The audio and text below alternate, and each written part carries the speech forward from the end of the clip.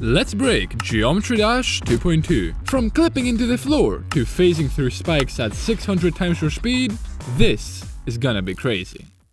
At the moment, we're traveling at around 4 times speed. But how fast can we go?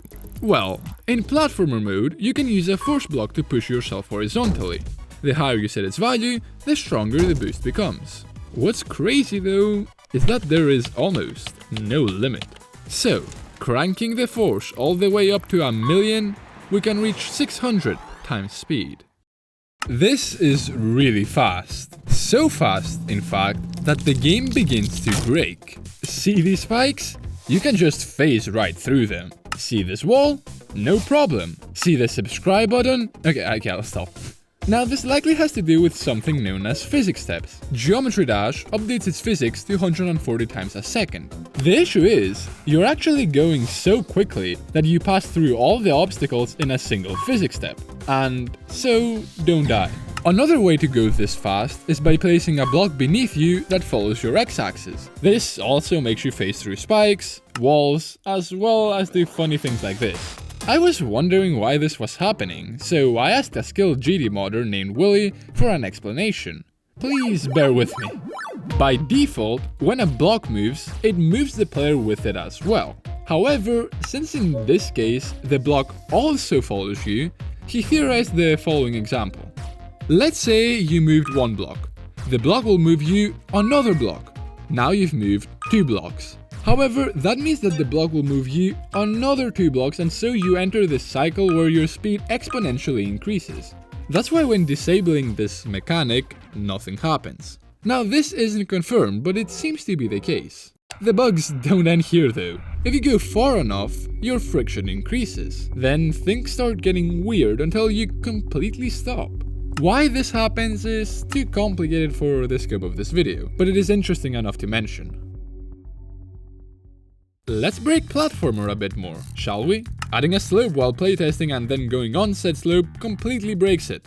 Don't ask me why. Sticking on the topic of slopes, stretching one may allow you to pass through blocks. And if that wasn't enough, you can't jump in 2-player platformer mobile because graphic design is my passion. Okay, I mean, you can after rearranging it, but why is it like that by default? Jokes aside, I think it's time for us to break classic Geometry Dash.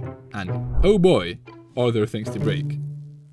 This is the arrow trigger. It changes your direction either sideways or vertically, and allows for all sorts of cool gameplay. However, placing it facing towards the ground does something weird. What?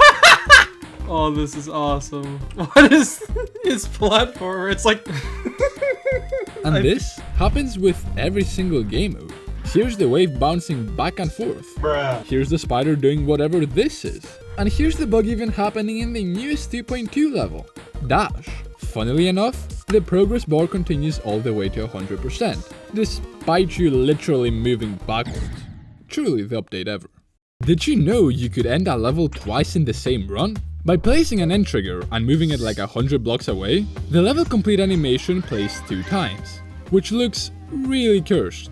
Again, wanting to find an answer to this, I went and asked Willy. He theorized that while the destination of the trigger gets moved, the activation point doesn't. And so, the game pulls you towards the new destination while activating in its original spot. However, since you pass the main level end border on your way there, the game activates the ending sequence twice. Platformer mode, broken. Classic mode, broken. The entirety of Geometry Dash? Trust me, things get insane. Let's play through Dash for a bit. Who switched off the lights? Upon the release of 2.2, some people encountered a glitch where the entirety of Dash disappeared when clicking the first orb. The reason for this has likely to do with the shaders triggered when clicking the orb. This has been reported to have happened to other levels and is pretty weird. On the topic of levels disappearing, here's 2 more ways to crash your game. 1. Spam a billion sound effects super close together, overload the game, and boom, it crashed.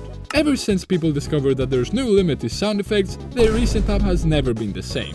I mean, even if there was a limit, it would still be a disaster. Okay, so while making this video, update 2.02 came out, so some things I'll mention have been fixed. Thanks, RobTop. However, serve this as a historical record instead, as they're still very interesting.